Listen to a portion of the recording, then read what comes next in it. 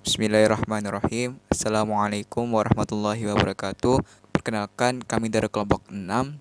Di sini kami akan mempresentasikan hasil diskusi kelompok kami yaitu mengenai manajemen kambing. Sebelum itu, izinkan kami memperkenalkan diri terlebih dahulu. Perkenalkan, nama saya Muhammad Nabi Hilmi dengan NPM terakhir 086. Lalu ada kawan saya yaitu Alif Aksi Koton Ismaya dengan NPM 030. Selanjutnya ada Andika Trianto dengan NPM 175. Dan yang terakhir yaitu ada Angga Sukron Nugraha dengan NPM 230. Pokok bahasan yang akan disampaikan oleh kelompok kami dalam presentasi kali ini. Yang pertama itu ada sistem manajemen perkandangan pada ternak kambing. Kedua ada sistem manajemen kesehatan pada ternak kambing. Yang ketiga ada sistem manajemen pemeliharaan pada ternak kambing. Dan yang keempat ada sistem manajemen pakan pada ternak kambing. Oke teman-teman, kita langsung saja masuk ke pokok bahasan yang pertama yaitu mengenai manajemen perkandangan. Kandang merupakan salah satu unsur tata laksana yang harus mendapatkan perhatian yang cukup. Kandang yang baik akan memberikan dampak positif bagi ternak itu sendiri maupun bagi peternak. Perkembangan ternak akan optimal karena mempunyai tempat tinggal yang nyaman dan bersih. Pada akhirnya, ternak bisa terhindar dari penyakit karena sanitasi kandang yang baik. Syarat kandang yang baik yang pertama yaitu kandang hendak dibuat dari bahan yang murah tetapi kuat serta mudah didapatkan dari daerah sekitar. Terus yang kedua ada pertukaran udara dalam kandang atau ventilasi dapat berlangsung dengan baik. Lalu yang ketiga sinar matahari dapat masuk ke dalam kandang jadi tidak terhalang oleh bangunan apapun. Lalu yang keempat ada kandang mudah dibersihkan, jauh dari pemukiman penduduk dan tidak banyak dilewati lalu lintas umum sehingga dapat membuat aman bagi ternak. Lalu yang kelima ada lingkungan kandang bersih dan kering. Lalu yang terakhir memiliki penanganan limbah dan ketersediaan air. Selanjutnya ada model kandang. Yang pertama ada kandang lantai tanah atau disebut juga lemprak. Kelebihan dari kandang ini yang pertama yaitu ongkos pembuatannya lebih murah karena konstruksinya lebih sederhana. Hanya beralaskan dengan tanah. Yang kedua, risiko kecelakaan pada ternak lebih kecil daripada kandang panggung karena beralaskan tanah, jadi tidak ada ketinggian dari permukaan tanah.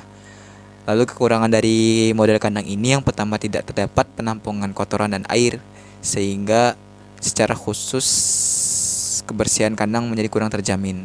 Lalu yang kedua adalah lantai kandang menjadi becek dan lembab sehingga mendorong pertumbuhan kuman-kuman, penyakit, parasit, dan jamur. Tentu saja ini bisa membahayakan bagi ternak itu sendiri. Lalu yang terakhir ada kesehatan ternak menjadi kurang terjamin karena lebih mudah terserang penyakit. Nah, poin yang ketiga ini berkaitan dengan poin yang kedua gitu. Lalu yang kedua ada model kandang panggung. Kelebihan dari model kandang panggung ini yang pertama yaitu feses dan urin dari ternak itu sendiri jatuh ke tempat penampungan yang berada di kolong kandang. Lalu yang kedua ada lantai kandang tidak becek karena beralaskan papan kayu, tidak beralaskan tanah sehingga kelembaban yang tinggi di dalam kandang dapat dihindari. Terus yang ketiga ada lantai kandang lebih kering karena tidak lembab sehingga kuman-kuman penyakit, jamur dan parasit dapat tekan pertumbuhannya. Lalu kelebihan yang terakhir yaitu ternak dapat terhindar dari gangguan binatang buas dan terbebas dari banjir mendadak. Kekurangan dari model kandang panggung ini yang pertama itu ongkos pembangunannya lebih mahal karena lantainya beralaskan dengan papan kayu. Terus yang kedua resiko kecelakaannya lebih tinggi, bisa-bisa isi ternak itu terperosok atau terpleset gitu kan karena beralaskan kayu dan dibuat sekat lantainya gitu kan. Terus yang ketiga kandang memikul beban yang berat sehingga apabila pembuatan kurang kuat dapat menimbulkan kecelakaan. Nah sebelum kandang dibuat jadi harus dipastikan konstruksi dari kayunya itu bisa menahan bobot kambing gitu, jadi tidak menyebabkan kecelakaan gitu untuk si ternaknya. Oke, mungkin sekian dari saya mengenai manajemen perkandangan. Selanjutnya pokok bahasan akan disampaikan oleh saudara Andika. Kepada Andika dipersilahkan. Ya, baik. Terima kasih kepada moderator.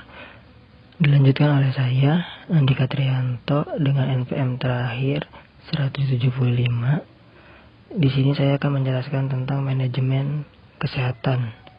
Manajemen kesehatan dapat berupa penanganan kesehatan yang merupakan salah satu hal yang memiliki peranan penting dalam usaha peternakan kambing ini.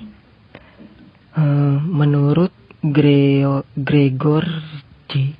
Adapun salah satu hal yang memiliki peranan penting dalam usaha ternak dalam kesehatan dapat meliputi tindakan karantina, pemeriksaan kesehatan harian, penanganan kesehatan hewan, pemotongan kuku, desinfeksi kandang, kontrol ektoparasit, pemberian vaksin, pemberian obat cacing, biosecurity maupun otopsi. Dari ke-10 faktor tersebut akan kita bahas satu persatu. Yang pertama adalah tindakan karantina. Ternak kambing yang baru tiba di lokasi peternakan jangan langsung ditempatkan pada kandang atau tempat pemeliharaan yang permanen, tapi harus ditempatkan terlebih dahulu kepada kandang sementara dalam proses adaptasi untuk sementara waktu. Selanjutnya, yang kedua, pemeriksaan kesehatan. Pemeriksaan kesehatan harian dilakukan setiap hari, yaitu dari pagi dan sore hari. Selanjutnya, pemeriksaan klinis. Ternak kambing yang terlihat menunjukkan adanya gejala klinis, maka akan dilakukan pemeriksaan klinis. Selanjutnya, yang keempat, pengobatan. Pengobatan dilakukan apabila telah ditemukan ternak kambing yang didiagnosa sakit berdasarkan pemeriksaan klinis. Yang kelima, ada pemberian vitamin. Pemberian vitamin pada ternak kambing dilakukan secara rutin 1 bulan sekali. Selanjutnya ada pemotongan kuku. Pemotongan kuku pada ternak kambing umumnya dilakukan secara rutin juga, yaitu setiap 6 bulan sekali.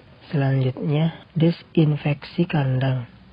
Desinfeksi kandang dilakukan setiap 2 kali dalam 1 bulan dengan menggunakan spray yang telah terisi larutan desinfektan dan disemprotkan ke seluruh lantai, dinding, palungan, dan halaman kandang. Yang kedelapan ada kontrol ektoparasit. Ektoparasit adalah parasit yang hidup menumpang pada bagian luar atau permukaan tubuh inangnya, seperti berbagai jenis serangga dan lain-lain. Ektoparasit harus selalu dikontrol keberadaannya. Selanjutnya yang ke-9 adalah biosecurity. Menurut Winkel pada tahun 1997, biosecurity merupakan suatu sistem untuk mencegah penyakit baik klinis maupun subklinis, yang berarti sistem untuk mengoptimalkan produksi ternak secara keseluruhan. Selanjutnya yang terakhir adalah pemberian obat cacing. Pemberian obat cacing secara peroral dan dilakukan terhadap seluruh ternak kambing setiap pergantian musim. Terima kasih kepada Saudara Andika yang sudah menyampaikan pokok bahasannya. Pokok bahasan selanjutnya akan disampaikan oleh Saudari Alif. Kepada Saudari Alif, dipersilahkan. Dilanjutkan oleh saya, Lipaksikotul Ismaya, dengan NPM 030 pada poin manajemen pemeliharaan. Terdapat sistem pemeliharaan yang terbagi menjadi 3. Di antaranya, sistem pemeliharaan secara ekstensif, intensif, dan semi-intensif. Poin pertama, sistem pemeliharaan secara ekstensif, yang umumnya dilakukan di daerah yang mahal dan sulit untuk membuat kandang, kondisi iklim yang menguntungkan, dan untuk daya tampung kira-kira 3-12 ekor kambing per hektar. Rata-rata pertambahan bobot badan kambingnya dapat mencapai 20-30 gram per hari.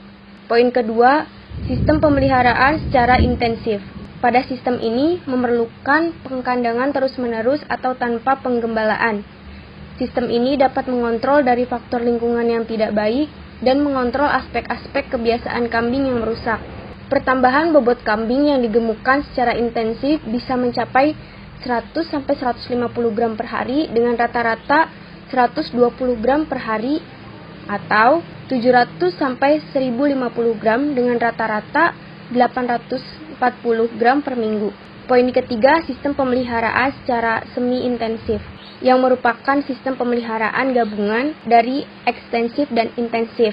tetapi biasanya membutuhkan pengembalaan terkontrol dan pemberian pakan konsentrat tambahan. Pertambahan bobot kambingnya rata-rata hanya 30-50 gram per hari. Lalu pada manajemen pemeliharaan, di poin pertama, pemeliharaan anak kambing. Anak yang baru dilahirkan akan memiliki sistem pertahanan tubuh dengan mengkonsumsi kolostrum. Kolostrum ini diproduksi di dalam ambing pada akhir masa kebuntingan dan mengandung antibodi serta nutrisi. Di antaranya energi, vitamin, dan protein dalam konsentrasi yang tinggi. Anak kambing yang sudah dilahirkan akan dapat berdiri normal setelah sekitar 30 menit dilahirkan. Apabila sudah sanggup berdiri, bisa langsung dibawa ke induknya untuk memperoleh susu pertama atau kolostrum. Lalu di poin kedua, pemeliharaan kambing pasca sapi. Penyapihan dini merupakan strategi untuk meningkatkan kemampuan hidup dan mengurangi angka kematian, asalkan diiringi dengan pemberian hijauan berkualitas.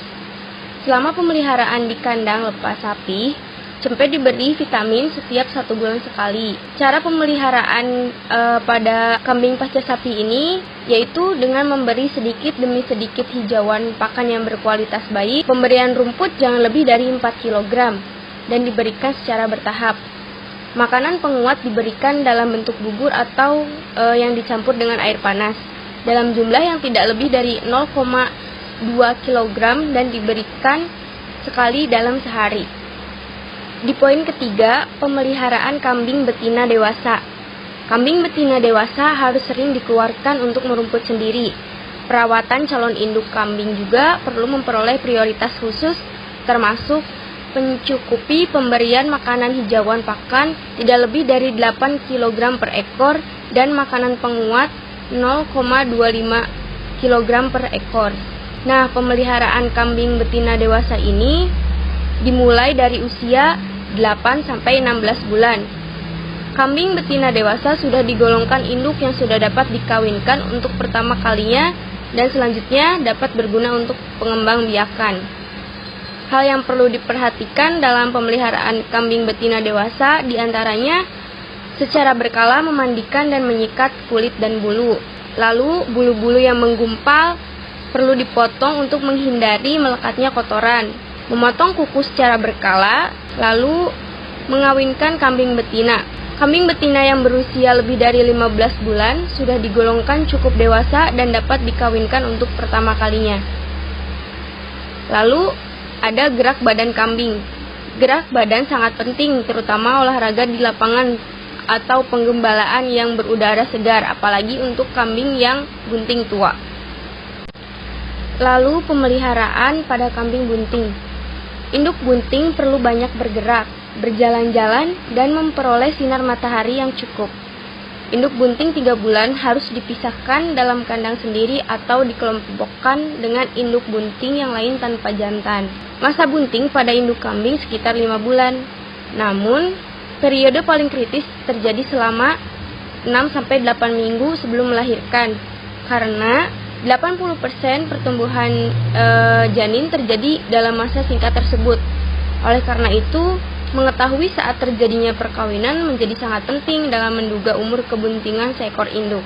Di poin terakhir ada pemeliharaan kambing jantan dewasa. Kambing jantan mulai usia 8 bulan sudah digolongkan dewasa kelamin. Karena itu harus dikandangkan secara terpisah dari kandang kelompok betina. Sebab kambing jantan usia 8 bulan sudah mulai tampak aktivitas birahinya. Pemberian makanan yang berkualitas, termasuk makanan penguat, sangat penting untuk mendukung vitalitas kambing pemacak.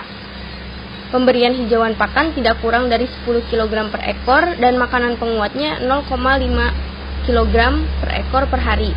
Pemeliharaan dan perawatan pada kambing jantan dewasa ini tidak berbeda dengan pemeliharaan kambing betina dewasa, seperti pemeliharaan badannya, kuku, gerak badan. Terus ada pemberian telur dan madu pada kambing pejantan dengan tujuan untuk meningkatkan stamina, menjaga kesehatan dan memperbanyak sel sperma yang dihasilkan.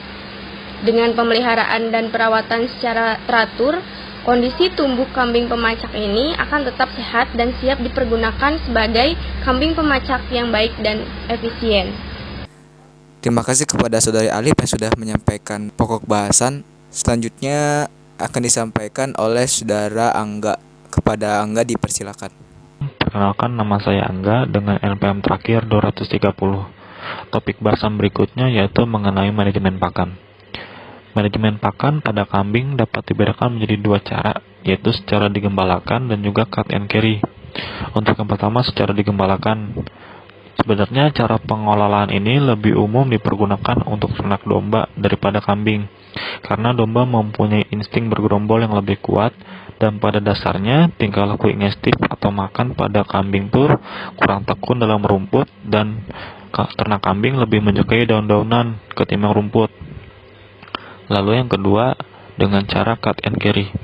Pemberian pakan di mana hijauan pakan ternak dicari dan dibawakan oleh peternak.